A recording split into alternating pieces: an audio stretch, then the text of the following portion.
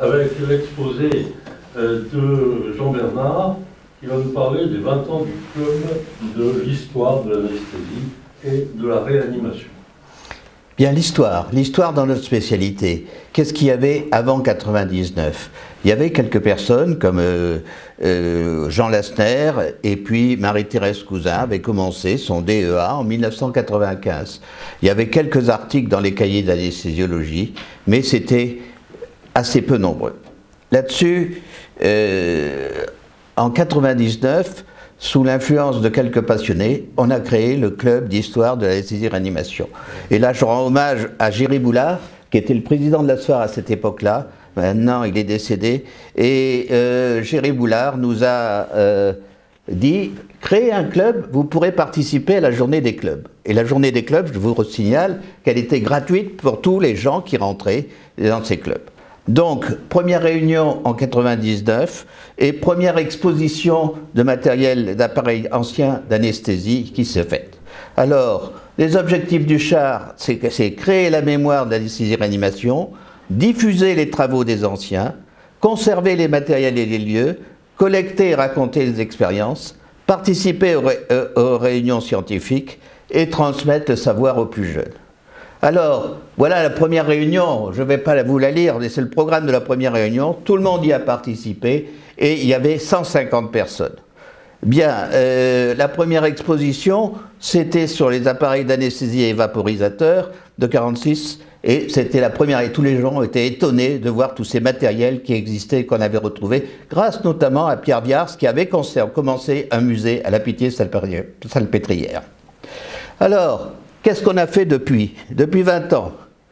42 réunions scientifiques. La dernière a eu lieu ce matin. Elles ont lieu soit au moment de la SFAR, soit au moment des GEPU. 121 auteurs et contributeurs. 241 contributions.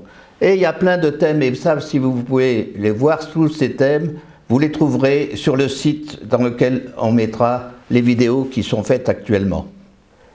Là-dessus, on a des sessions, à partir du moment où la journée des clubs a été supprimée, nous avons plus la gratuité, c'est pour ça que vous n'avez plus beaucoup d'anciens ici, puisqu'ils ne peuvent plus venir, parce qu'ils sont à la retraite et il faut payer le congrès complètement.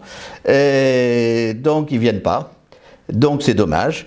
Et donc on a des sessions histoire et actualité d'1h30 comme celle-là, où à chaque fois on essaye d'évoquer un thème. Là-dessus, on a créé en 2015 la Société francophone d'histoire de l'anesthésie et de la réanimation, qui commence à marcher tout doucement. Et on a avec l'Afrique, avec le Canada, avec d'autres pays francophones. Et nous participons aussi, depuis 1999, aux congrès mondiaux d'histoire de l'anesthésie. Et oui, ça existe, l'ICHA. Et la France publie régulièrement, et vous voyez qu'à Boston, en 2017, nous avons présenté, en tant que francophone, 10 communications, en anglais, parce que ce congrès est forcément en anglais, qui représentaient 15% de toutes les communications de ce congrès. Donc, on est aussi participé à l'ASA, avec des posters, et en séance plénière en 2015. Voilà quelques photos de personnes, je passe, regardez ça, c'est le siège australien à Sydney, à Melbourne. À Melbourne, ils ont tout un hôtel avec un immeuble et un musée extraordinaire. Tout est intégré, ils sont très riches. Ouais, et là, c'est à l'Etherdome de Boston, où on était et on s'est fait photographier devant le tableau. Je passe. Alors les expositions, on a fait 7 expositions et voici la plus importante, c'était au Congrès mondial en 2004 où on avait tout un amphi et avec des appareils d'Allemagne et des appareils de Grande-Bretagne et d'Irlande et c'était une exposition assez extraordinaire et c'est grâce à Philippe Cherperel qui était président du Congrès mondial qui nous a énormément aidé pour l'infrastructure d'une telle exposition, ce qu'il faut louer les vitrines. Le matériel, on s'en est occupé, on l'a trouvé à travers les pays d'Europe. Si vous étiez au 50e congrès, vous avez vu cette exposition, Et là, c'est Pierre Carly qui a fait faire cette exposition que j'ai réalisée avec notamment Draeger. C'était une énorme exposition sur tout le matériel qu'il y avait. Au 60e congrès, c'était l'année dernière. Et si vous voyez la frise historique qui faisait 15 mètres de long, elle est sur le site d'histoire de l'anesthésie et vous aurez l'histoire des congrès. Et il y avait une petite exposition à ce moment-là. Il y a eu d'autres expositions, notamment à l'ESA, au Musée d'histoire de la médecine de Paris et à Lyon en 2008. Alors, les publications qui ont été faites depuis 1999, vous avez les différentes revues, les cahiers d'anesthésiologie jusqu'à ce qu'ils disparaissent, il y avait 49, le praticien hospitalier en anesthésie en a 47 et ça augmente régulièrement.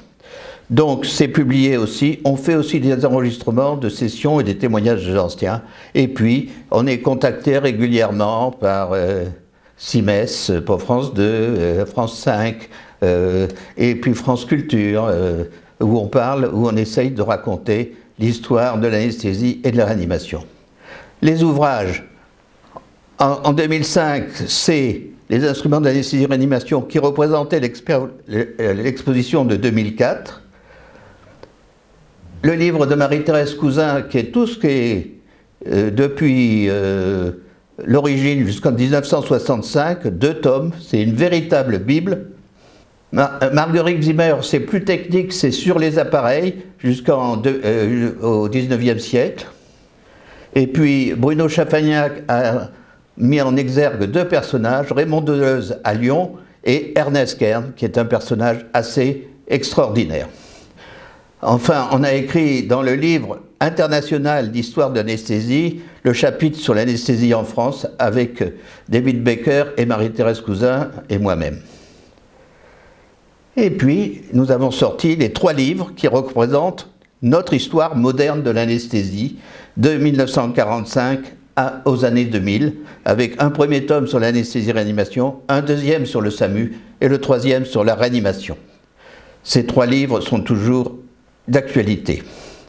Il y a d'autres endroits où il y a des musées, mais notamment le musée Pierre Biars à Paris, qui est un département d'anesthésie-réanimation, que je peux vous faire visiter quand vous voulez. Je suis là le lundi, là-bas, l'hiver simplement, parce que l'été, je suis en transhumance en Corse. À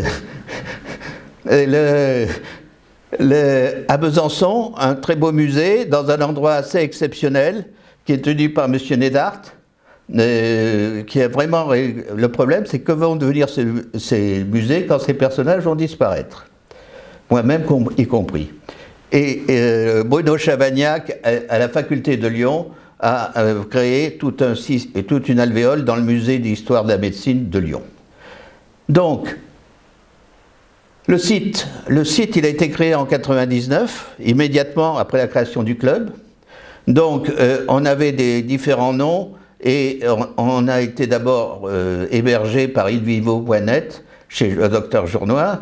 Et puis, voilà la première présentation de ce site. En 2003, on change de nom et voici l'adresse du site char-fr.net.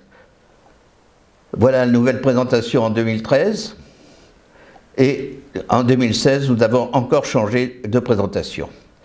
Donc, en 2017, on a intégré la Société francophone d'histoire de l'anesthésie, la SOFAR, dans le site. Et on a créé une chaîne YouTube où les conférences qui sont faites dans nos réunions scientifiques sont accessibles avec un petit délai de 2 à 6 mois, ça dépend du temps qu'on met pour les montages, avec mon ami Alain Huguenin, qui est mon voisin et monteur avec moi. Voilà le nouveau logo du char, quelques chiffres dans le site. 2190 images, c'est très bien pour vos exposés, 55 vidéos, 247 documents PDF, vous retrouvez tous les livres anciens d'anesthésie, 808 articles et une chaîne YouTube. L'évolution mensuelle, alors vous allez dire c'est pas terrible, il y a 2500 visions par mois, c'est déjà énorme. et on est vu par 99 pays. Donc, le char a 20 ans, et j'espère qu'on va continuer et qu'il y aura beaucoup de successeurs. Je vous remercie.